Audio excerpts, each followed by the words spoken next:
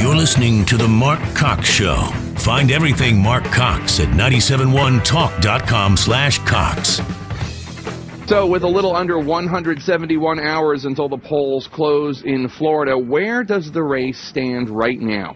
The ABC News Washington Post tracking poll giving the Clinton campaign a jolt this morning. The poll now has Clinton trailing by 1 point. How about that? CNN killing them to have to read that one, as we take a look at the latest polls from across the country, the general election polls. IDP has it as a tie. The LA Times has Trump up 6. That's the one that's favored Trump for a while now. But, a lot of the other polls, the ABC Washington Post poll still shows Clinton only up a point.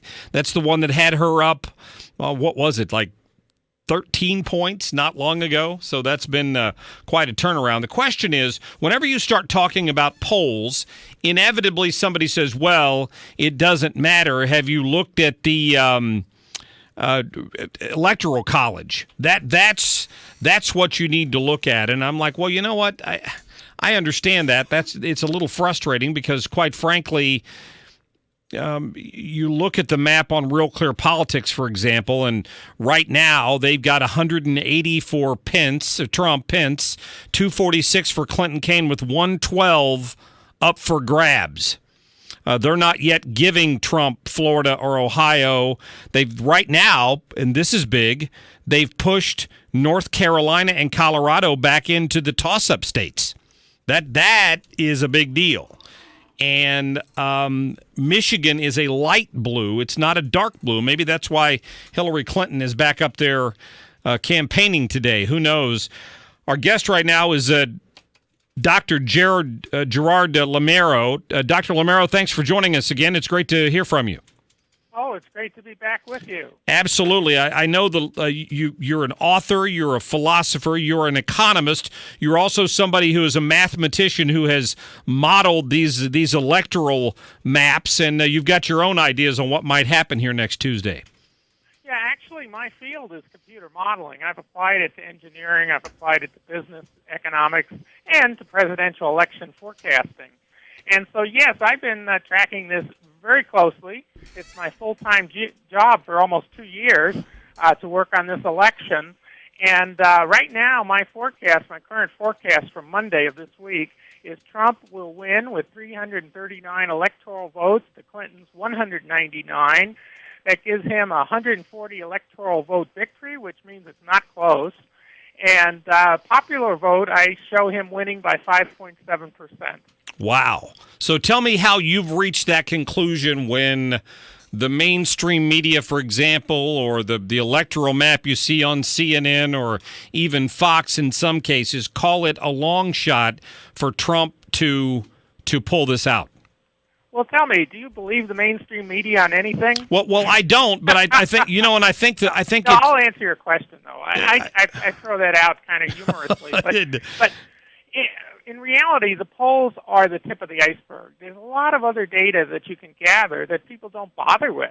I think the polls are quick and easy. You call 1,000 people, and it's not too quick, but it's an effort. But basically, the underlying model of your poll determines who the winner is if you're not careful. And a lot of people are using a 2012 voter turnout underlying model, and that favors, heavy black vote turnout, which would favor Democrats and Hillary Clinton. If you look at the makeup of the American electorate today, Gallup, a reliable, objective organization, says they're 29% Democrats, 26% Republicans, 42% Independents. Well, in some of those samples, like the one you were mentioning earlier, I think you mentioned a poll that had her up at plus 12% a week or two ago. You look at the underlying numbers, and they way oversampled Democrats. Instead of having 29% of the poll Democrats, they had something like 35, 36, something high, maybe even 40% on some of the polls. And they undercut independents. And independents have been breaking in some places 2-1 for Trump. So if you undercut independents and you oversample in your poll Democrats, what do you think is going to happen? You're going to have, like, Hillary's winning and it's inevitable and all of that, but that is not to me, objective sampling. I think you have to sample to represent the population very carefully, and you get better numbers. Then, in addition, you have to look at other factors that I look at, like voter turnout. And right now, for example, yesterday, the voter turnout for Hispanics for Donald Trump was 33%, which you might think that's not good. Hillary's winning it. Well, yes, that's true. But Ronald Reagan's landslide in 1984, he had 34%, and today Trump is now up to 35% Hispanics supporting him. And so there are a lot more of them voting today, though, than in 1980, right? Well, that makes it a bigger voting bloc. Right. The percent, it means it's even more. You're 100% correct. There are more Hispanic voters in the electorate today than in 1984. But nevertheless, Romney in 2012 only got 27%. So right now, Trump is getting 8% more Hispanics than Romney got. That's something that favors him. Now, you mentioned North Carolina and Ohio. North Carolina, right now, I think the real numbers there show Trump probably up by 6%. And Ohio has been in the Trump column for a long time.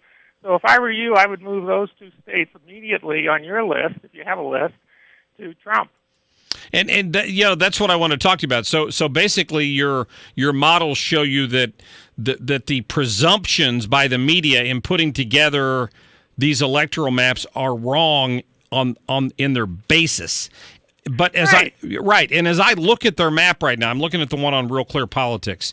Sure. It's if you give Florida to Trump, which I think he's going to win. If you give Ohio to Trump, which I'm convinced he's going to win, and Colorado and Iowa, and Iowa is definitely Trump. Arizona. What do you think about Nevada? That was a little closer. Okay. But I think actually because of the numbers of Hispanics in Nevada, it's actually going to go for Trump. Okay. So assuming that he wins North Carolina, and it's fascinating that you say that because...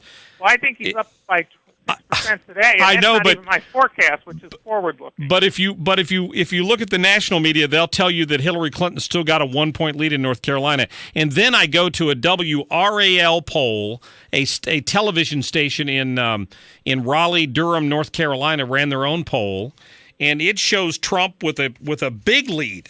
Like he's surged ahead in North Carolina, and this is a poll that covers since Friday when the news broke about the FBI investigation. And they've got a week ago they had Clinton up by 2 points. Now they've got him up by 51 to 44 in North Carolina.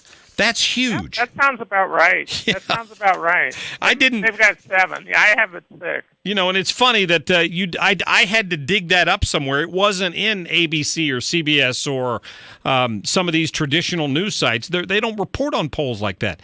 They seem to have their own theory on.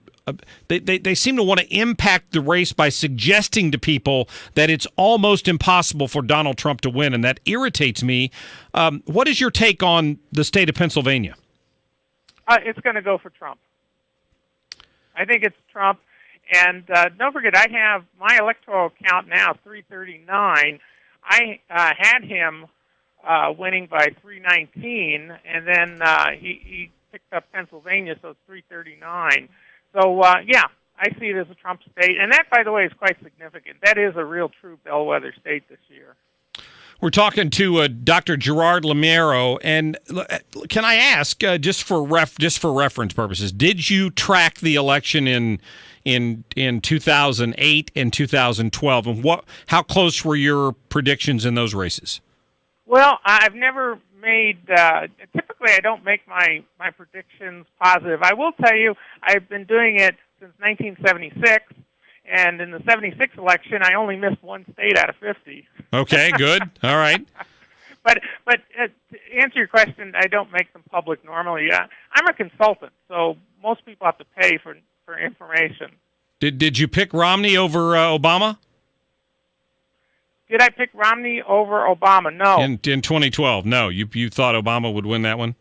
Oh yeah. Okay. All right. Good. I'm just checking here because by the way, I worked on several campaigns myself. This year, I decided to write a book, and not be on anyone's campaign. Okay, all right.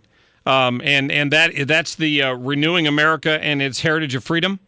No, that's my previous book. Okay, no, what's your the current book is Great News for America. It's all about this election, why it's historic, why it's critical, and I made 10 predictions, and so far every one of them has come true.